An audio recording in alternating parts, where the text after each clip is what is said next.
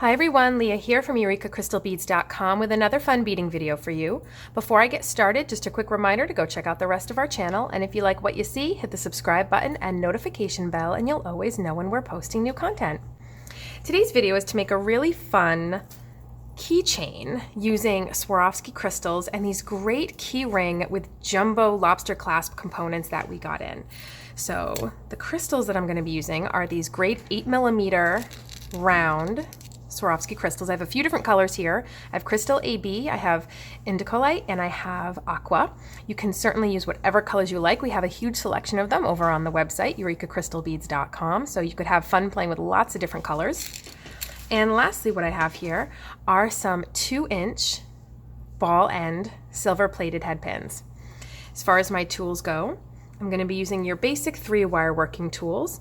We have our chain nose pliers, which are flat inside and come to a point. We have our wire cutters, and we have our round nose pliers, which are like 2 little ice cream cones. There are no flat edges, and we use them to make our round loops.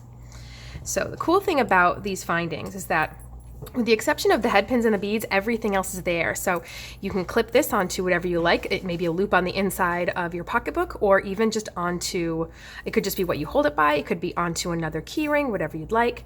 This is another key ring where you can actually feed your keys onto, and it's a little bit nicer looking than the standard key ring. Then we have this really great durable chain right here, and this is what we're going to use to dangle all of these lovely crystals from.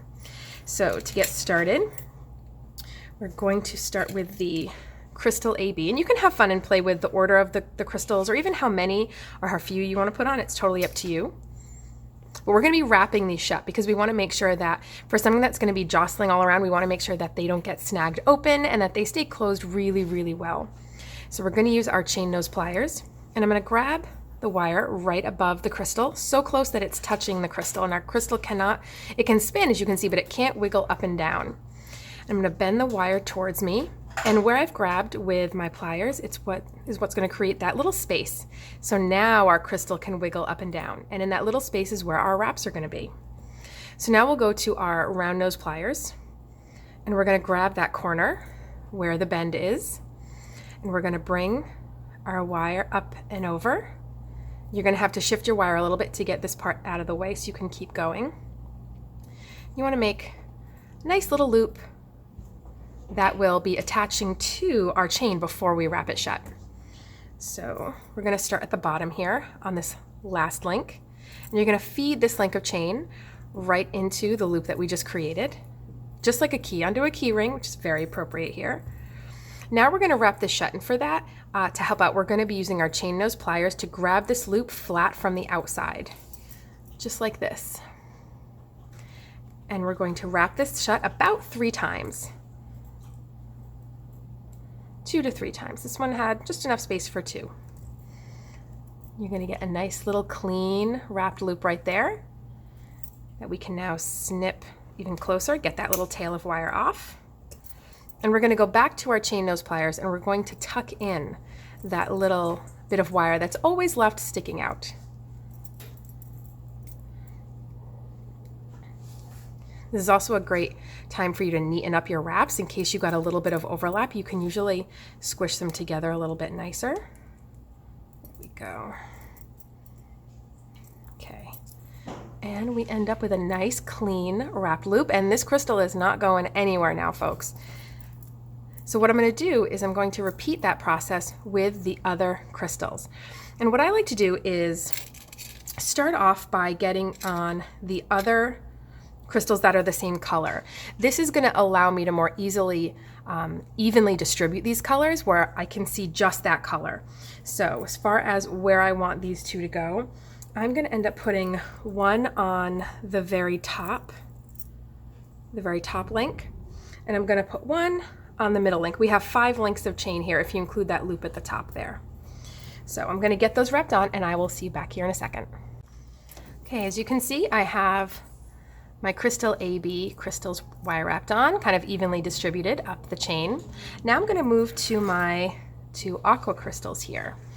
And what I want to see is one of them hanging off of the empty loop right above where the crystal AB is, so the second link from the bottom, and then I'm going to hang another one up 2 links above that, but on opposite sides of the chain. This way, again, we have the color not only evenly distributed going up and down the chain, but also on the sides of the chain as well. So again, I'm going to grab my crystal, or grab my wire right above my crystal, bend my wire towards me, and use my round nose pliers to form my loop. I'm going to thread my loop onto my chain here. And once you have it threaded onto the right chain, you can just kind of let everything else dangle down. We're going to wrap this shut. Just use your thumb and forefinger to direct that wire into place. And if you want more granular instruction on how to do wrap loops, we have some other great videos on our channel that will go over it a lot slower and step by step. This one is a bit more about the design of the keychain. Now we're going to use our chain nose pliers, tuck in that little bit of a sharp edge that's left behind, and we've wrapped in our aqua crystal. So something to keep in mind is that when you have a chain like this, the links have a very obvious right side and left side. So in this case, this aqua crystal is wired onto the right side of this chain. And then if you look 2 links up, you have the next chain link that sits the same way. We're going to wire the next aqua crystal onto the other side. So I'm going to go ahead and get that done and see you back here in a minute. All right, I finished getting the rest of my crystals wired on. As far as the indica light crystals, where I wrapped them on was firstly on the other side of the link with the bottom aqua crystal. Then I wrapped the next one on the other side of the link with the next, or the other aqua crystal. So as you can see, just like the aqua crystals were opposite, the indica light crystals are opposite as well. And then I wrapped the last one on the very top link, or the very top ring that holds the chain on, that is opposite the topmost crystal AB. And as you can see, what you get is a really funky cluster of beautiful crystals that you can certainly customize however you'd like, with as many colors as you'd like. If you want a good hint, I think starting with crystal AB is a great touch, and then pick 2 colors that are in the same color family, a light and a dark, and you'll get a beautiful color gradation that's really easy to work with. And then you have that great key ring to hang your keys off of, which will sit lower than the actual dangles, and you end up with this really beautiful accessory for your keys, or even if you wanted to hook this on, the lobster claw is great because you can hook it onto the inside of your purse and then you'll always know where your keys are. So I love that element about this particular finding. So folks, that wraps it up. Thanks for watching. Make sure to visit us on over at EurekaCrystalBeads.com for all the materials I used in this video, as well as any of your other beading and jewelry needs. Bye.